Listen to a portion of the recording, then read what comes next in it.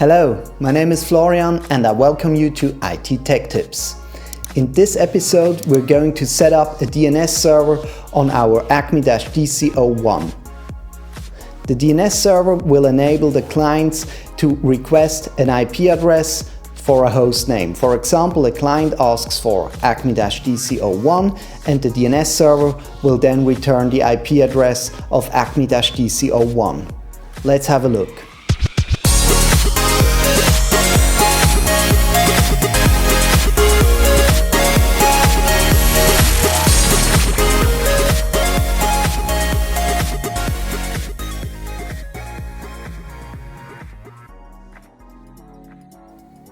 With our freshly working DHCP server, we can now install our DNS server, which will be needed for setting up the Active Directory domain controller in the next video. For that, make sure that Acme-router is running. If not, start it now and wait for about 5 minutes before you start Acme-DC01.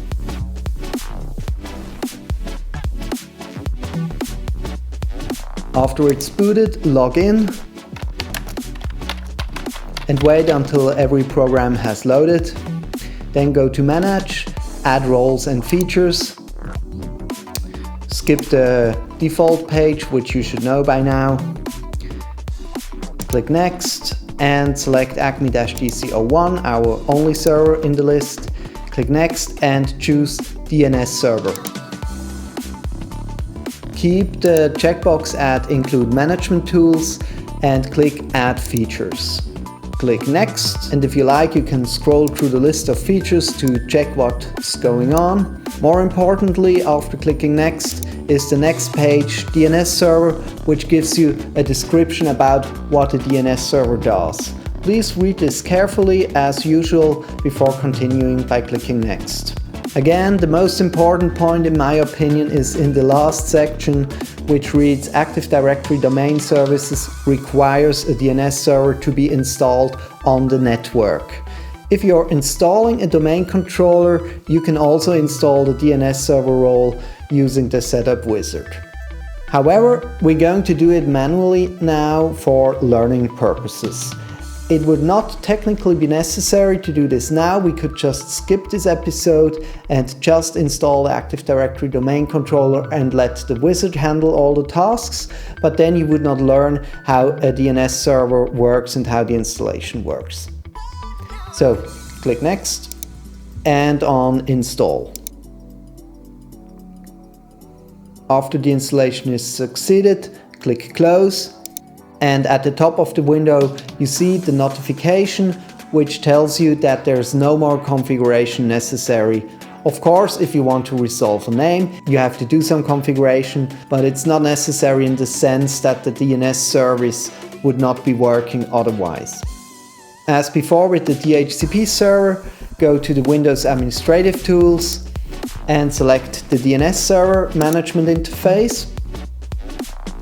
And as before with the management interface we're going to use frequently, right-click on the taskbar and select Pin to Taskbar for easier access in the future.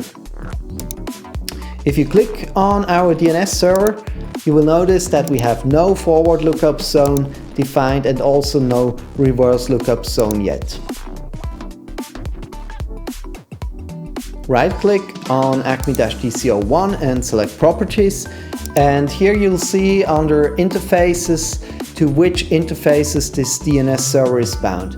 Typically in a larger environment you might have more IP addresses which are available for the DNS server, and you can do stuff like split brain DNS, which is a bit complicated. We're not going into that at the moment, but here you can just keep the default selection which is bound to the same network adapter with its IPv4 and IPv6 address. If you click on Forwarders, you will see there are no obvious forwarders configured. A DNS forwarder would be a server which will answer DNS requests for this server. So you might want to have a DNS server in your local environment which will just forward requests to a defined DNS server if it's not able to answer the requests directly. No worries, even though this list is empty, There are forwarders defined in the background. They are called root DNS servers. We're also not going into that at the moment. Maybe there will be a companion video in the future in which I will explain the whole DNS system in more detail. For the moment, that's about it with the interesting stuff we can see here. You can close the window by clicking OK. Now right-click on your network interface to get to the network adapter configuration, change adapter options, and right-click on AcmeNet, select Properties, as we did before multiple times, and then select the IPv4 and Properties. Here you see that we have still configured our Google DNS server 8888, which we're now going to change to our DNS server we have just installed, so the server itself does its name lookup by using his own DNS server. So change 8888 to 127.0.0.1.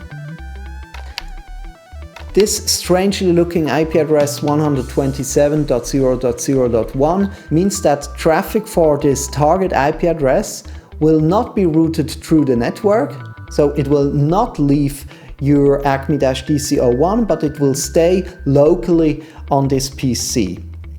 So, in principle, you can have a 127.0.0.1 on every client and every server in your network, and it will still function, because the traffic is not routed through the network. In our case, this will work because we do have now our DNS server locally installed. So if the traffic will not leave our Acme-DC01, it's okay, because Acme-DC01 is now itself a DNS server. After you've entered it, click OK. Now let's check if everything works we've just did. Open a command prompt by selecting Run and entering CMD, which stands short for command, and enter ipconfig/all. As you can see, here's our configured DNS server 127.0.0.1. And if we enter nslookup, which stands for name server lookup, it will use our default DNS server. And now you can enter, for example, www.microsoft.com, and it will resolve microsoft.com, which is a DNS name, to an IP address, which we can then access by routing the traffic through the network to microsoft.com. As you can see, we get 23.211.5.92, which is a public IP address. That means it's not in our network, it's in another network. You may also notice that our first two tries to resolve the DNS name, they timed out. So only the third attempt to resolve the name gave us an answer. So why is that? Why did not the first attempt resolve the name? As you have seen in the configuration of the DNS server, that's when we selected Properties. In the forwarders section, there were no forwarders defined. So for this DNS server, the name lookup we've just did was the first lookup for this DNS name www.microsoft.com ever. So it had to use its default forwarders.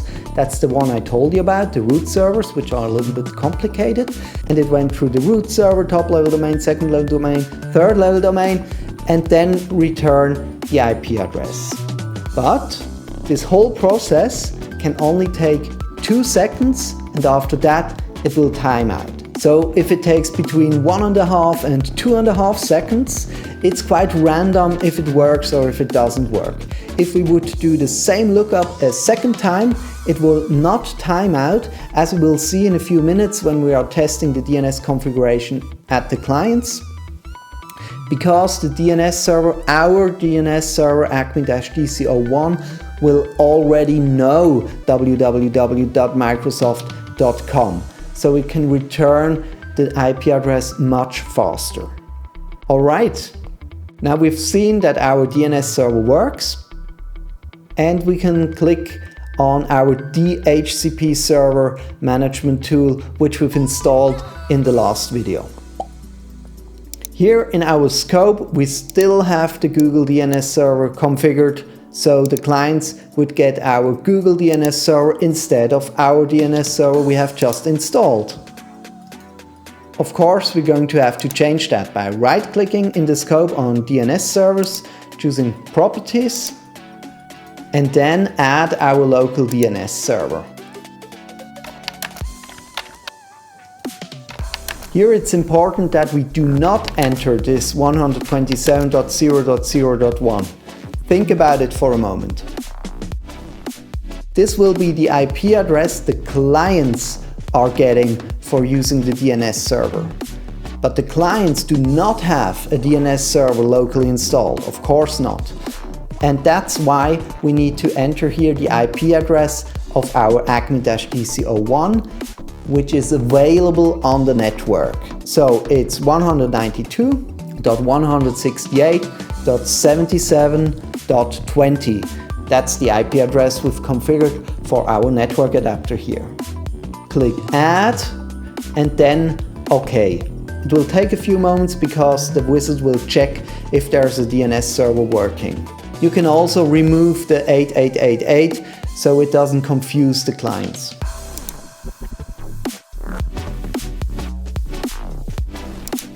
That's that for our DNS server configuration. In a few seconds we will deal with our clients.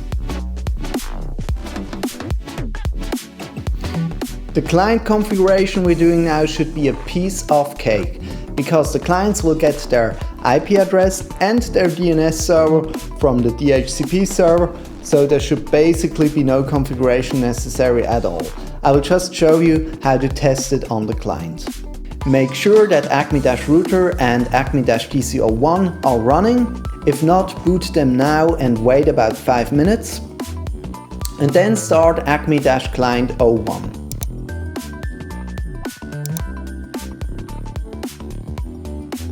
Log in with our John Doe user and click on the Windows logo, run cmd and enter ipconfig/all as we did a few moments ago on the server. As you can see, the client got the DNS server we have just configured. It's not the Google DNS server anymore. Enter nslookup and www.microsoft.com. And as you can see, as I said in the last video, the lookup worked right away. On the first attempt, no timeouts after 2 seconds. We can do the same with our second client, acme-client 02. Boot it up and log in with our John Doe user. Click the Windows logo, choose Run, enter cmd to open the command prompt. Enter ipconfig/all to check that the client got the correct DNS server. And here we try a shortcut for the name lookup, nslookup, and then on the same line www.microsoft.com, hit enter, and you should receive the IP address on the first attempt. If that all worked, we have successfully tested the DNS configuration on both of our clients. You now have a working DNS server for our AcmeNet. This DNS server is a necessity for the installation of our Active Directory domain controller in the next video. If you don't want to miss the video, stay tuned, subscribe and ring the bell. See you next time.